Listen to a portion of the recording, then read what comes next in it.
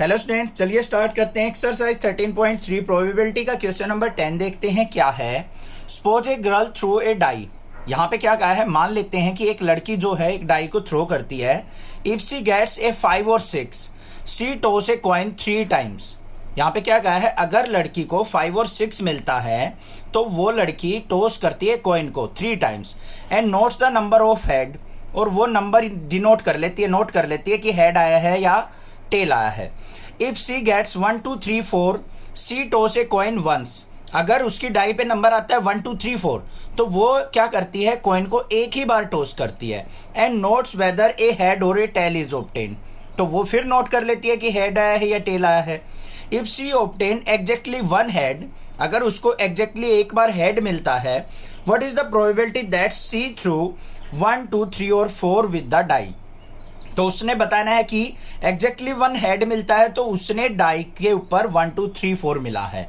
इसकी प्रोबेबिलिटी आपको find out करनी है। बिल्कुल आसान क्वेश्चन है, चिंता मत करो, बिल्कुल इजी है। देखो यहाँ पे हम इवेंट मान लेते हैं, हम let event E1 for number on die 1 2 3 4।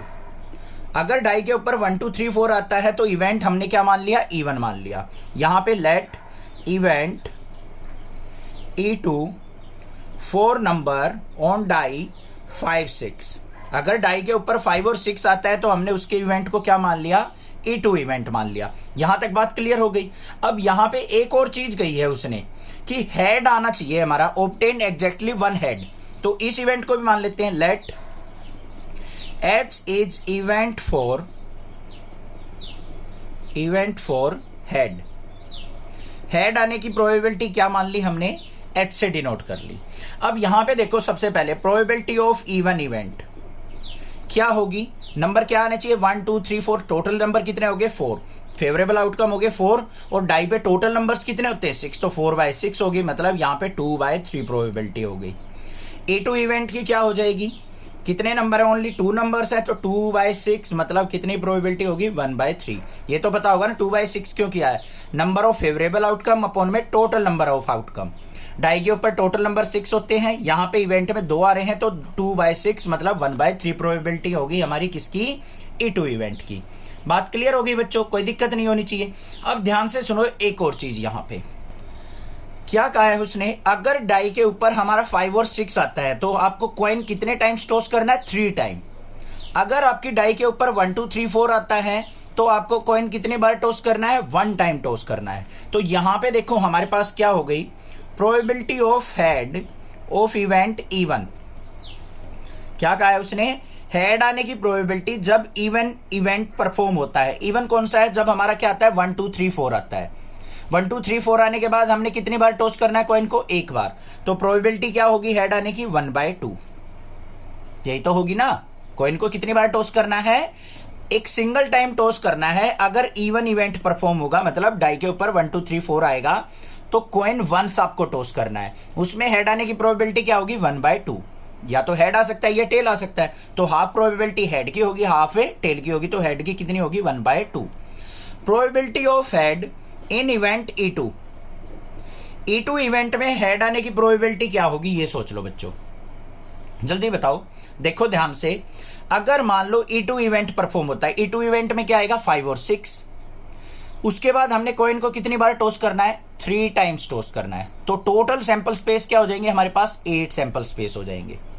3 coin toss होने के बाद टोटल सैंपल स्पेस क्या हो जाएंगे हमारे 8, और हमें एग्जैक्टली 1 हेड चाहिए। तो इतने के ये कौन से केस बनेंगे, तीनों केस में एक एक बार हेड होगा, तो 3/8 प्रोबेबिलिटी हो जाएगी।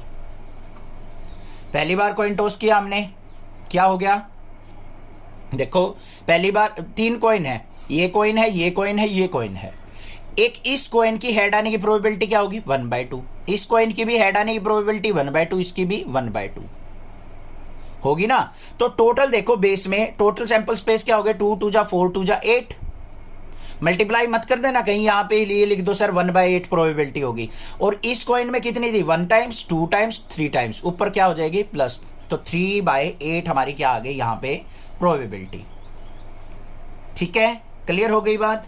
बस ये सैंपल स्पेस बताने के लिए बताया था मैंने, 2 2 जा 4 2 जा 8, यहां से सैंपल स्पेस लग जाएंगे, ऊपर से ऐड करके हम क्या निकाल देंगे, 3 हेड आने की प्रोबेबिलिटी क्या होगी, 3/8 हो गई। अब यहां पे हमें क्या निकालनी है, प्रोबेबिलिटी ऑफ, क्या कहा है उसने, what is the probability that she threw 1 2 3 4 with the die. Even event की प्रोबेबिलिटी निकालनी है कि इवन इवेंट परफॉर्म करे और आपको हेड मिल जाए। तो क्या हो जाएगी यहां पे Bayes theorem, probability of E one into probability of H by E one upon में total probability of E one into probability of H by E one plus में प्रोबेबिलिटी ऑफ इनटू में प्रोबेबिलिटी ऑफ एच बाय देखो क्या वैल्यू आई यहाँ पे, probability of even क्या है 2/3 multiply H by E one 1/2 upon में 2/3 मल्टीप्लाई 1/2 प्लस में 1/3 मल्टीप्लाई 3/8।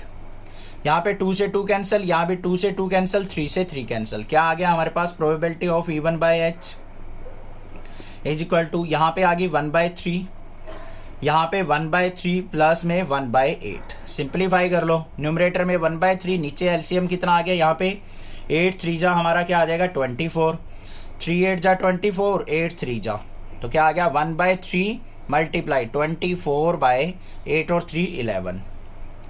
सिंप्लीफाई करो, 3 1 जा 3, 3 8 जा 24, तो 8/11 प्रोबेबिलिटी आ गई हमारी कि जो हमारा हेड आएगा वो इवेंट इवन से आएगा।